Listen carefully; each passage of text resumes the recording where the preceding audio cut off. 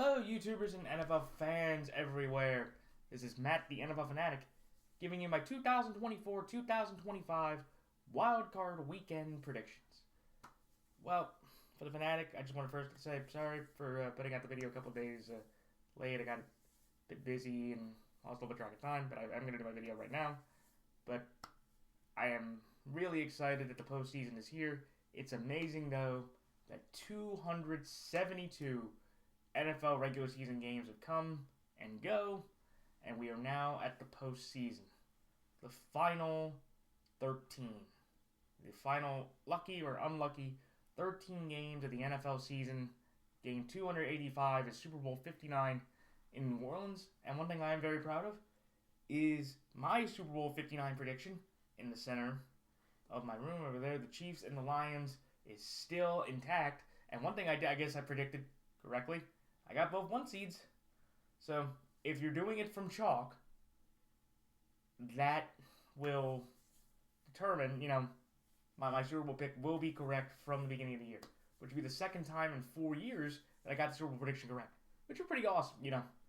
That's pretty impressive in the last 4 years to get before the year started, Super Bowl teams correct. But definitely the wild season, wild way to end the season. So many odd twists and turns, so many questions in the postseason about certain teams and different matchups and pressure and expectations. But I'm here for it. I'm uber excited for it.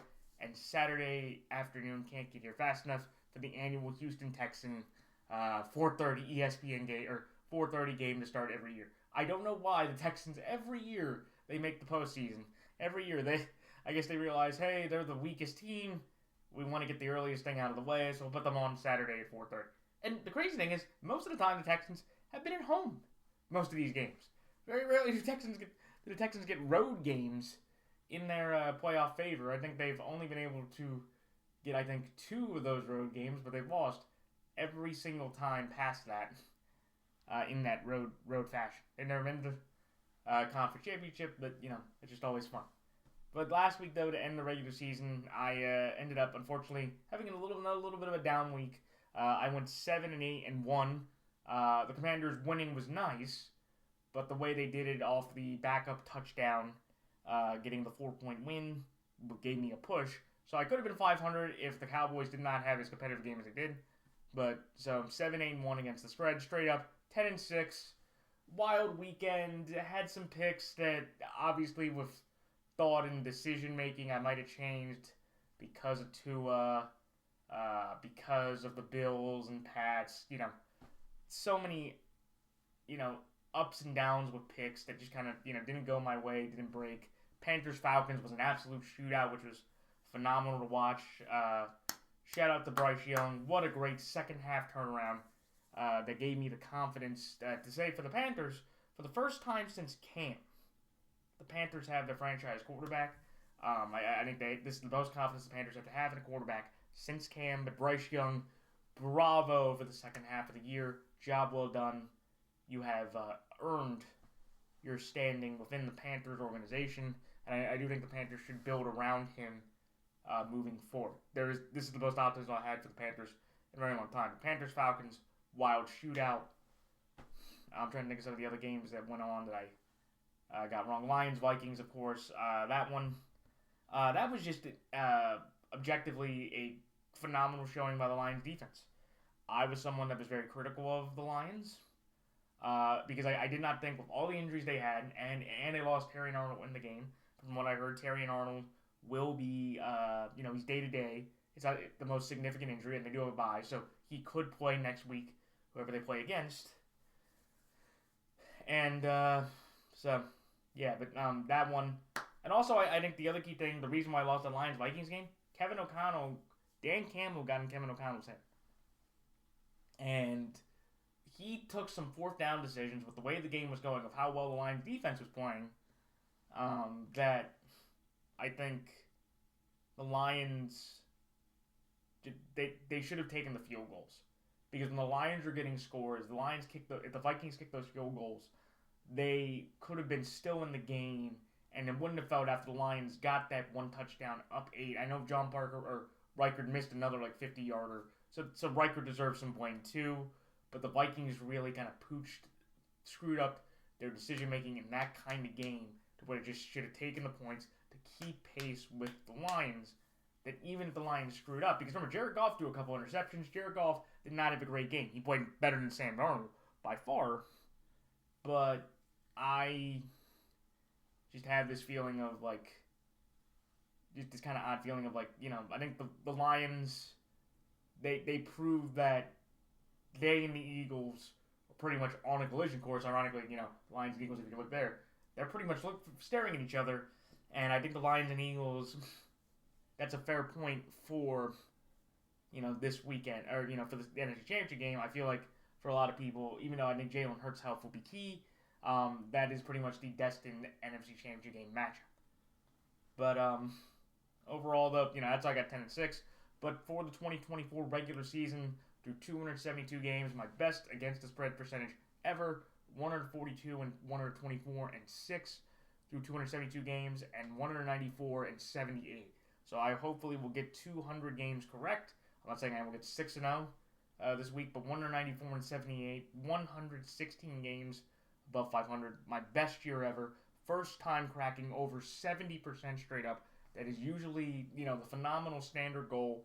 My usual standard's at 65, so to have a 71, best year ever.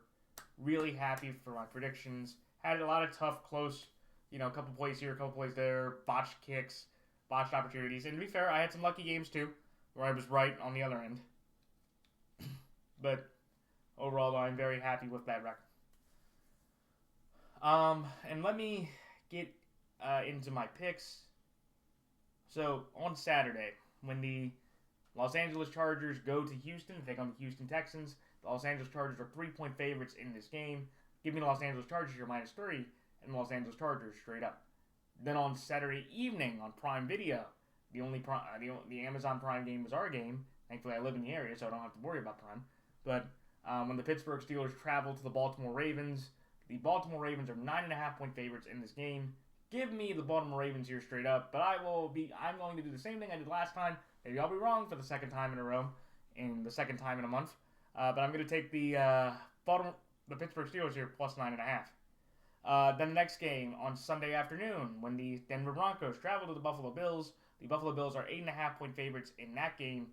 Give me Buffalo here to win straight up. I'm going to take Denver plus 8.5. Then on Sunday afternoon, when the Green Bay Packers travel to the Philadelphia Eagles, the Philadelphia Eagles are 4.5-point favorites right now in the game.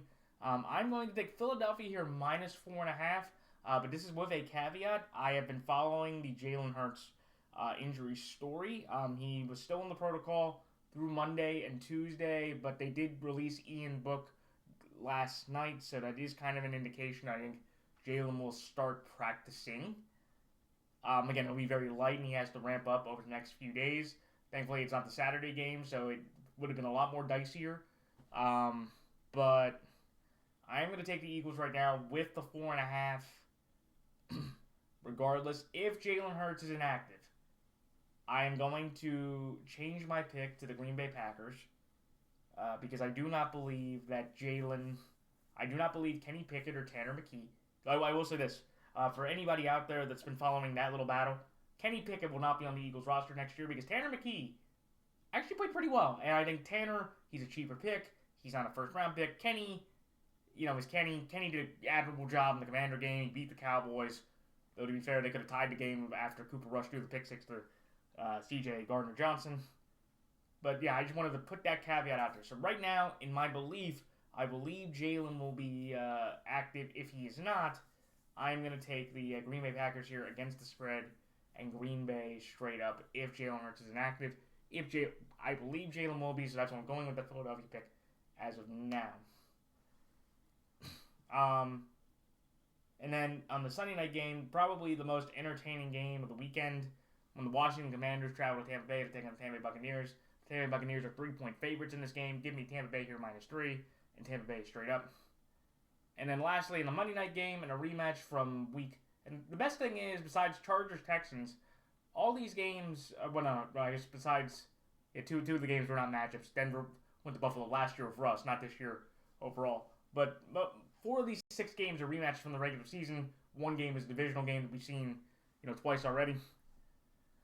But that's the fun thing about rematches. But when the Minnesota Vikings go to the Los Angeles Rams, the LA Rams are 1.5-point underdogs in this game. In my only upset of the weekend, I'm going to take the Los Angeles Rams here, plus 1.5, and the Los Angeles Rams straight up. All right, it's time for my quick thoughts on each game. The Los Angeles Chargers over the Houston Texans. Look, I look at this Chargers-Texans game, and look, both rosters right now aren't that talented. Like the Texans have some good young defenders. The Chargers have some more veteran, older defensive players. They both have solid running games. J.K. and Gus, and the Texans with Joe Mixon. The Chargers have good young couple good young offensive linemen. Texans have Tunsil and So you look at this matchup and it's about even. But I've seen what the Texans have done over the last several weeks. They beat the Titans with Davis Mills and good job. But they played a Titan team that fired their GM for no apparent reason. I know Will Levis was bad, but that I could talk about that in a different conversation. But this Charger-Texan game, it just comes down to me when you look at these two teams. I think the Chargers are just playing better. I think the Chargers have a better coach. I think there's a better discipline with the Chargers. They've had a better defensive majority of the year.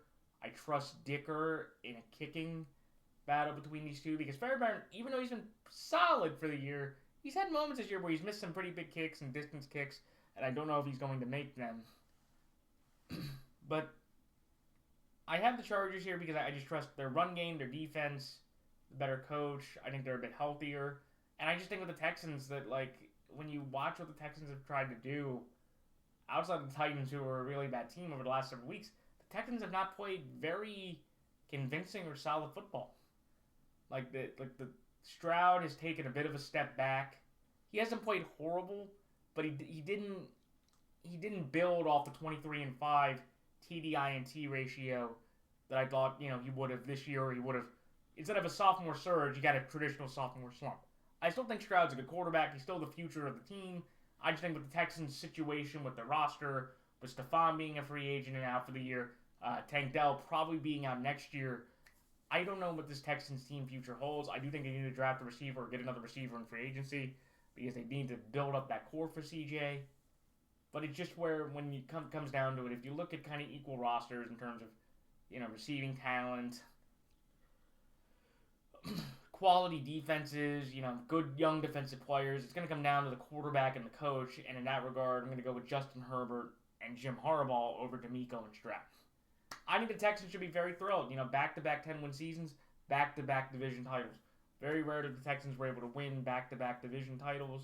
I think it was the first time since 2011 and 2012 they were able to win back-to-back division titles. And I feel like the Texans, they have the driver's seat for that division unless Jackson will get a competent enough coach. I don't think they will.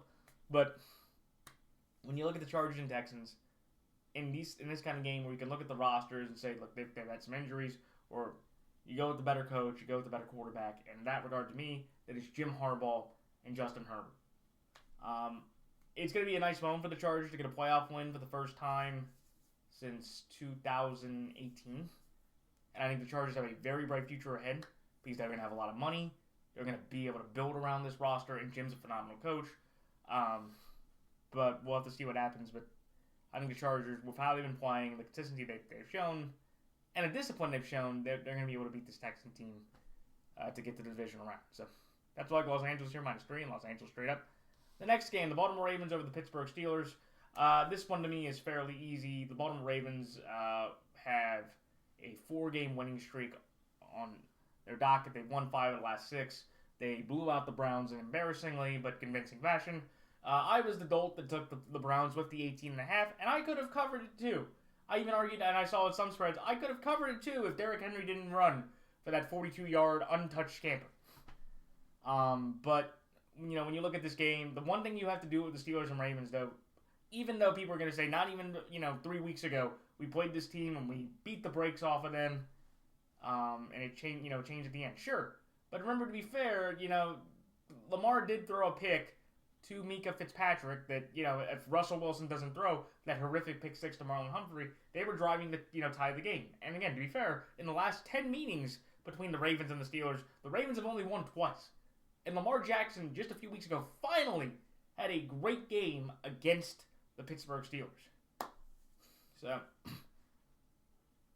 when you look at this game, I'm going to take the Ravens because, again, they're playing better. Their defense has been better. They've been hotter. They've been pretty much the better team the entire year for the most part. It's just going to come down to, are the Ravens going to be able to run the ball and commit to the run? The first time when they played them in Pittsburgh, Derrick Henry only ran it 16 to 17 times. The second time, he ran it over 20-plus times. He won by 17 points. So it's very simple. It's also supposed to snow around here, so that will be a factor I think that will benefit the Ravens because at least we'll be more prone to commit to the run. Okay, for the Pittsburgh Steelers, this is very much where you have to get turnovers, run the ball, and have Russell Wilson and Justin Fields basically play a two-man game together. That's what it is. I just want to, from my personal opinion, people, it's so weird how, we are so recency stuck in about a 4 to 5 game sample and not looking at an entire thing.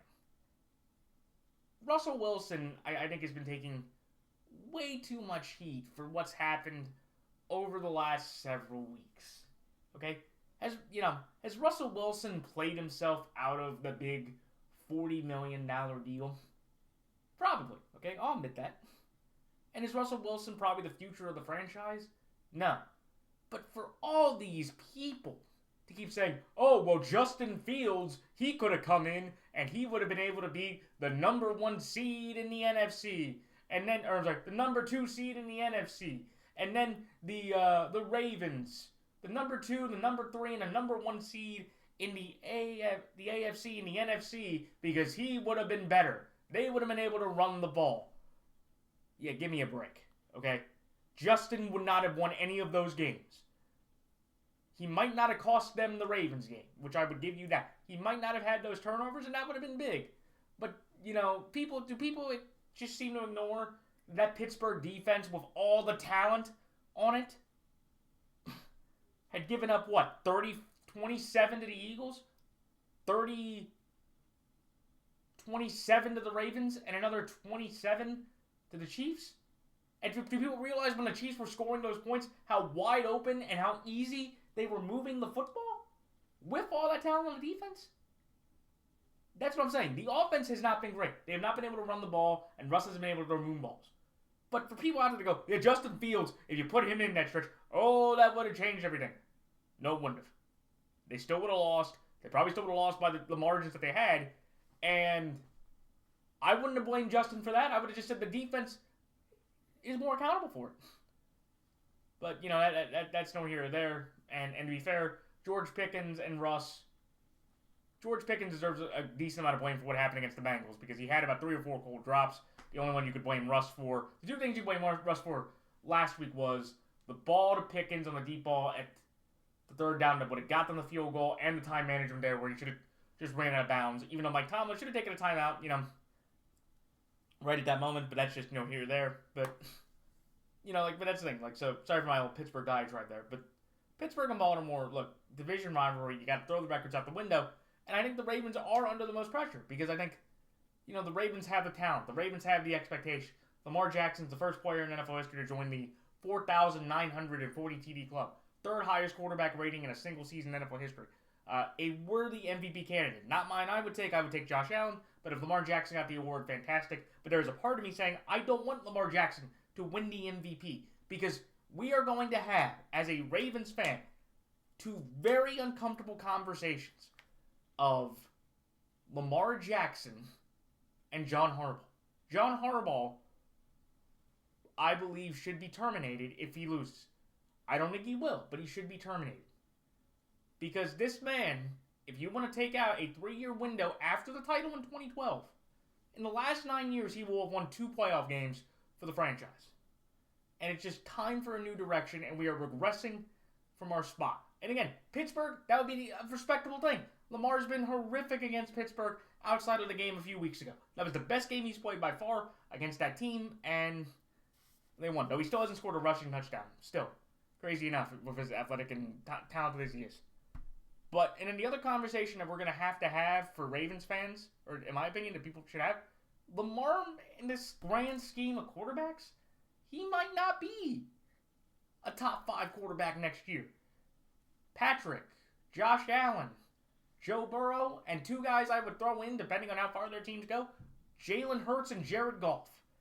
If Lamar goes one and done, someone can't tell me that those 2 other men, at least going into next year, shouldn't be above, depending on how their teams do, depending on how the team does, especially if Jared Goff gets to another conference championship game. You know, nobody can make that argument. You know, Joe this year, you know, okay, that if we're talking this year, sure, Lamar beat him, and Lamar had, you know, so Joe I could debate, but Jared Goff and Jalen Hurts, what do people, if you don't look out at talent, why can't those 2 guys going into next year be considered better than Lamar Jackson? Okay, I just think that's the conversation we're gonna have. If he falls to 2-5 in the postseason, he is the modern day Manning, and he would be the modern day Peyton Manning. He'd be the, you know, Peyton Manning to Mahomes is Brady. Simple as that. And I think, you know, that's the conversation I'm willing to have, and more people should be willing to have, because I just don't think it's fair that John Harbaugh will get canned, and he should get a lot of the heat, and the whole staff will change. But Lamar Jackson's overall top 3 elite status, I think he should move down a couple pegs, because Jared Goff and Jalen Hurts are right there. And I know Lamar is more talented than Jared Goff and Jalen Hurts. But we have to look at, it's not just about pure talent. A resume has to be built. And I believe Jared and Jalen, depending on what happens, will have better resumes than Lamar Jackson at this point. And I just think it's a fair point of conversation to have about, you know, with everything else. Okay? That's all I'm saying. But yeah, you know, but again, should be a great game. The 9.5 points, I think Pittsburgh's motivated, they're angry, the Ravens. But take the Ravens here, better defense, better consistency. The offense for the Steelers are just flailing. And the Steelers for the last several years, they've lost their last 5 playoff games. They haven't won a playoff game since 2016. Going from 8 years to 9 years for this playoff drought just seems fitting. And most of the time in these wildcard games with the Steelers, they haven't been competitive that often at all, especially over the last 3 over the last 5 years. So that's like Baltimore here straight up at Pittsburgh plus 9.5. The next game, the Buffalo Bills over the Denver Broncos. This is a game where Buffalo and Denver, last year this was the crazy game where Josh Allen had a lot of turnovers. Will Lutz missed the kick, and, you know, it was wild. This year it's a bit different because Denver, for the first time since John Elway back in '83, have probably drafted a quarterback they have the most confidence in since John Elway. Bo Nix had a sensational rookie year. He was the second best rookie quarterback in the NFL, and you could argue since the second half of the year, Bo Nix was playing better than Jaden Daniels, in my opinion. Even though Bo did have that tough back-to-back game stretch with Cleveland and the Colts, they won those games, but, you know, but I think Bo Nix was the second best rookie quarterback of the draft class this year. You could argue Sean Payton definitely buoyed that, but still, that's a credit. Unfortunately for Bo, Sean's the head coach, so he's not leading. But I think when you look at Denver and Buffalo here, one crazy thing for Josh Allen is that since they've expanded this format, it's crazy how Josh Allen has been able to play now in pretty much every wild card round a first-time starting playoff quarterback for 4 straight years. He's played Mac Jones, Skylar Thompson, Kenny Pickett, and now Bo Nix. Bo Nix is better than those other 3 guys. Okay, we can already, you know, see that talent, ability, arm, coaching, whatever. I just think, you know, when you look at this game, the Bills, I think, have the talent. Josh should be able to will them, and that Bills defense has been very good. I just think Denver, with how well their defense has been, with Patrick Surtain having a phenomenal year, probably being the best corner in the NFL this year by far. Okay, Nick Bonito having they've had the second most sacks, I believe, or I think they lead the league in sacks or second most in sacks this year. Nick Bonito's been phenomenal. So like this organization has a lot of talent around it, and I have confidence in what they can do. That they can be competitive in this game. Denver, has grit. Peyton is probably better than McDermott. Peyton's better than McDermott as a coach. Vance Joseph's had a great bounce back year as a DC, and I think Buffalo, they can get a bit shaky, especially if Keon Coleman's going to have to have a big game because Amari Cooper should be able to play, and I think Denver can control Cook enough to make Josh Allen have to, be very, specific in terms of trying to make ability, with his arm and his legs. But at the end of the day, when you look at the Bills have been probably the biggest surprise in terms of expectation. Like, nobody expected the Bills. A lot of people didn't think the Bills were going to win the division. A lot of people didn't think the Bills were going to make the playoffs. I was one of those people as well. But, when you look at Denver and Buffalo here, I think, again, Buffalo at home. Josh Allen has the best TD interception ratio in playoff history. They have rolled in these wild card games, except maybe the Miami game. The Miami game was kind of weird, but Allen did have a lot of turnovers in that game that kind of caused. But the two other times they rolled their opponent. I think Denver, you have to give them credit for what they've done. They have a very good scheme. Bo, I think, is undeterred. He's basically, he's an older guy. It's his first game in the playoffs, but I think he's going to play better than a rookie you would think. But I think at the end of the day, Buffalo at home, Buffalo with the motivation of last year of a lot of the talent being there. Sean Payton, I think Buffalo should be able to hold their business and play a consistent and solid game to beat the Denver Broncos. So, but I'm going to take Denver here. I'm going to respect that defense enough. They should be able to cover a one-score game. I'm excited for it, but yeah, again, like I said, Buffalo at home, more talent. Josh Allen should be able to carry, and I don't think Bo, in this scenario, will be able to get this win. They can be competitive and respectable, and I think you would take that as a Broncos fan, because again, you're going to have, they have to have the rusting for one more year with the money, which sucks, but, Denver can start kind of now building more money and building this Broncos team into a, competent contender, and I would argue the Chargers and Broncos, that's a unique conversation about also which quarterback you would rather have and what team you'd rather be moving forward, because I think it's definitely a interesting conversation. That's like Buffalo, you're straight up, but Denver plus 8.5. The next game, the Philadelphia Eagles over the Green Bay Packers. This one to me, again, comes down to Jalen Hurts. Green Bay should win this game if Jalen doesn't play. I think the Eagles, their defense has been phenomenal. Vic Fangio has done wonders for that defense. Saquon Barkley, the offensive player of the year. The curse of the Barkley. They hit the Saquon, and the Giants may hit the Saquon, and they may never come back. And for John Mara, that wasn't a very rational decision. If you watch this press conference, I hope you appreciate that reference. The Giants are in turmoil, but I'm going to digress. But the Philadelphia Eagles should win this game. They have had a better running game. They have a better offensive line. And what the Packers have shown you, and I think this is a problem for the Packers moving forward, and Packer fans have to accept this, Jordan Love, his ceiling might be a bit lower than people would want. Because I would make the argument, Jordan Love and the Packers, they beat a bunch of also-rans. When they played the Eagles, Lions, and the Vikings, probably the three best teams, or three of the best teams in the conference. They beat the Rams in a one-score game without Cooper Kupp and Puka, which is his only playoff win of the year. Everybody else was a average team or a non-playoff team. Beating up the Saints, beating up the Seahawks, beating up the Niners, beating up the Cardinals, beating up, all these teams, it really didn't mean anything. They beat up the Colts, they beat up, the Texans they beat the Texans. And again, the Texans and the Rams are probably their two most impressive wins of the year.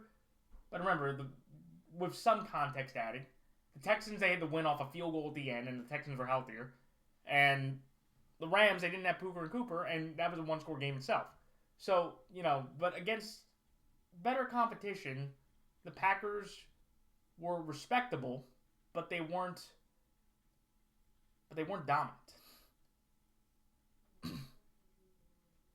But, and again, I think, look, the Eagles, they'll run it better. They've had this game back in week 1.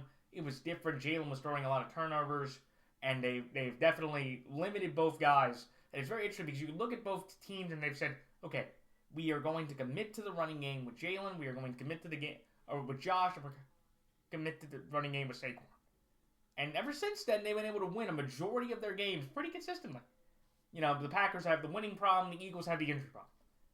If the injury problem happens, I think that would be a massive indictment on Jordan Love and Matt LaFleur to an extent, to where I would tell, and this might be one of my hotter takes in this video, if Jordan Love loses to Tanner McKee or Kenny Pickett, that man is never winning a Super Bowl for the Packers, and I think the Packers made a mistake.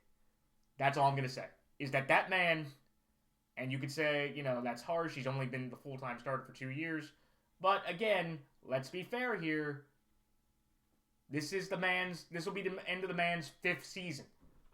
We're gonna pull a Joel Embiid here and go, well, technically he's only in his 2nd year. Though he did play 1 year. No, he's entering year 6 next year, people. He's entering year 6. Okay, year 6, and if he loses to Tanner McKee or Kenny Pickett, that is a massive problem, because to me that is an indictment on him and his growth. And honestly, even though Malik did not play that well, honestly, because Jordan's had some injuries and some tough moments, if Jordan Love gets hurt again and Malik Willis can continue to play well, and this is probably the most credit I'll give Malik Willis, okay? I would kind of start thinking, hey, maybe we let Malik play a bit more. Hey, maybe we let Malik have more opportunities in the offense. Okay, I know he looked horrible against the Bears, and he had the big fumble and all that, but, I'm just saying, Jordan Love's ceiling and the confidence the Packers will have if he loses to the backup, no, he's never winning a Super Bowl for that team, and they made a massive mistake, and they are basically just going to be stuck in the second or third to fifth spot every year in terms of the conference. So, but, and again, for the Eagles, it's just going to be an unfortunate what if. That's what that's going to happen. If Jalen's out and it's Tanner, it's another what-if season. It's unfortunate. I think Eagle fans will be mad anyway. It's like all the Sirianni skeptics will come out of the woodwork and go, we got to fire him. Again, he's gone 25-9 over the last 2 years of the regular season. But, again, with an injury to a concussion and all that, we got to fire him because he's now 0-2 in his last 2 playoff games. He's 2-4 in the postseason overall. I don't think that's right, but I know that's going to come out of the woodwork. I think Jalen plays, so I don't think we should have to worry about it, but I'm just kind of bringing up some other factors here that I would just bring up as narratives that I think will emerge, or should emerge, depending on the result. And again, Saquon, I think he should have gone for the record. I was irritated that he didn't play, but I also think for, Eric Dickerson, I was just mad that Eric Dickerson was that frustrated about it, because, again, I know you could bring up 14 and 16, but again, to counter Eric, OJ did it in 14. So, adding games, the record's still the record if you're going to count for the season. And if they make an 18-game season, are people going to defend Saquon if he broke it and say, oh, well, Saquon did it in 17. Well, Dickerson, we can keep doing this until the cows come home. But I'm taking the Eagles here. Better run game. I believe Jalen will play. Jalen will outplay Jordan. I think he'll have less turnovers. And the Eagles' defense should just stifle the Packers, especially with no Christian Watson and Jair Alexander. You could argue the best talented receiver and the best talented corner, those 2 guys being out, I think the Packers are going to have a very tough time defensively against this Eagles offense. And I think the Eagles win because of Jalen. If Jalen is out, I think the Packers win. And then the Eagles just have a unfortunate what-if scenario, which for Eagle fans, it will be very much like 1990 with Randall Cunningham tearing his ACL, ironically, against the Packers, thanks to Bryce Pop. So, but that's why I like the Philadelphia Eagles here right now, -4.5. Philadelphia straight up. The next game, the Tampa Bay Buccaneers over the Washington Commanders. This one, to me, just comes down to Tampa's defense is better than Washington's, and I think the offense is... I think Tampa gets one more stop than the Commanders will. The Commanders have had a sensational year. She overachieved, found a franchise quarterback, possibly, though I would tell Commander fans, you are going to feel like the Texans last year, massive amount of cap space, phenomenal rookie season, first-time coach, new owner. I know the ownership's different.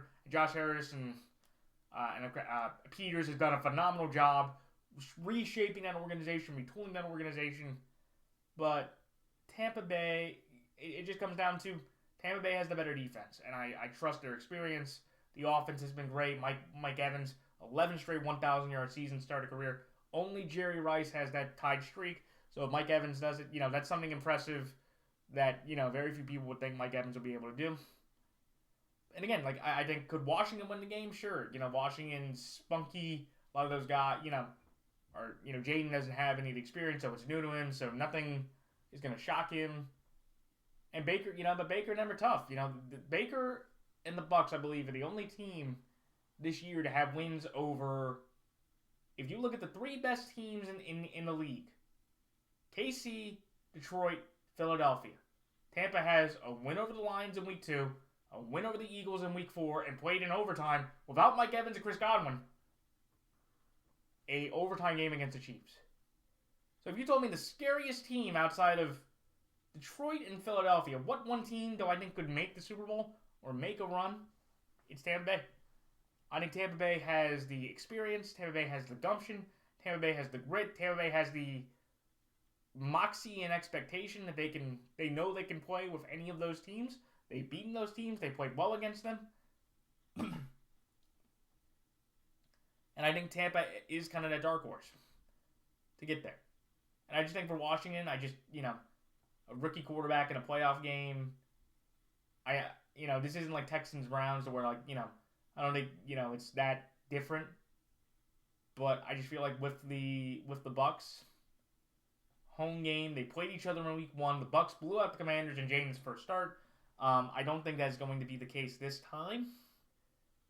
But I think that margin was so large that I think that definitely they can match that at least. They can at least win that game, at least by 3 points, and get to a divisional round where if you're the Lions or the Eagles or whoever, you should not be thrilled about the result you're going to have in that game because it is going to be a dogfight or a tough game, a tough out for anybody who draws Tampa in the second round. I think it's a tough out, and probably the toughest out in my opinion out of all of them. So that's why I like Tampa Bay here -3 and Tampa Bay straight up. The next game, and lastly, the Los Angeles Rams over the Minnesota Vikings.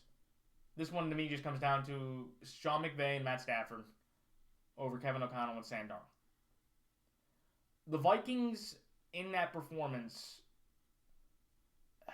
it gave you significant cause for pause. Because it's just, there was just a part of me saying, and look, I can even say, Puka and Cooper were healthy, and they beat this Viking team in the big primetime game that basically turned the Rams season around. Like, before that Viking game, or people going into that Viking game, if they lost that, Cooper Kupp might have ended the Pittsburgh Steelers. Like, they were willing to move on from Cooper Kupp and maybe start reshuffling and rebuilding the Rams post-Stafford. That was on the table. But, for me, when I look at this Rams game, it just comes down to I'm going to take the experience over the talent. I think the Vikings are a more talented roster than the Los Angeles Rams in most areas. Okay, better tight end, better quarterback, probably a more competent offensive line at this point, better defenders, more experienced defenders. Brian Flores is a better defensive coordinator than what the Rams have now. And O'Connell and McVay are about to push, even though O'Connell was under McVay, so that's a bit different. But when you look at this game, it's just going to come down to me. I'm going to trust the experience of Stafford and McVay over O'Connell and Darnold. I think Sam Darnold will not play as bad as he did against the Lions. But if he plays a mediocre game, and it just, he's not a big, reason, or it was he didn't have a 250-yard, 2 to 3 touchdown game, and we're like, oh, wow, Sam was kind of mediocre. He was there. He didn't play horrible. You're going to question basically all the money, or basically that $50 million threshold that everybody was thinking he could surpass.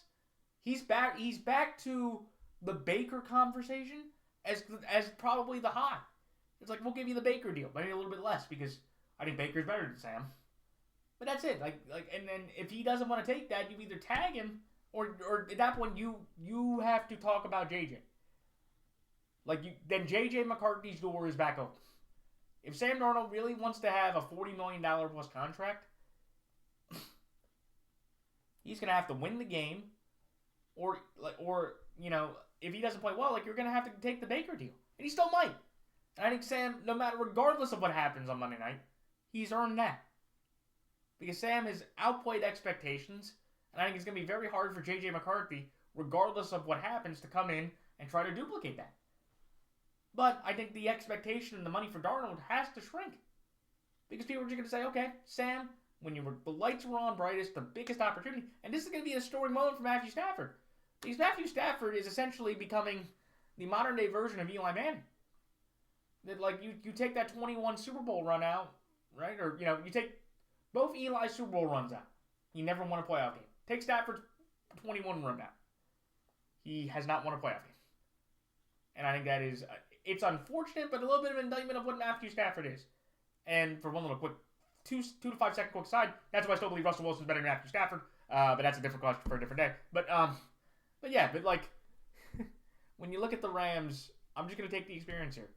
I think the Rams have good enough offensive talent. They're going to be rested, going to be healthy, and the Rams know the playoff expectation. The Vikings, for the most part, do not. The last time Kevin O'Connell was in the playoffs, he lost to Daniel Jones and the Giants. Ironically, now his teammate, one of the players is under, Daniel Jones. Losing to Stafford has a lot more credibility to it, but, when I look at this game, the Rams are just the more experienced team, the better coach team, and I think that experience will win the day. Will I be surprised if the Vikings win? Absolutely not. Like I said, the Vikings are the better constructed team. They have more talent on more positions, and they've been better than the Rams pretty much all year.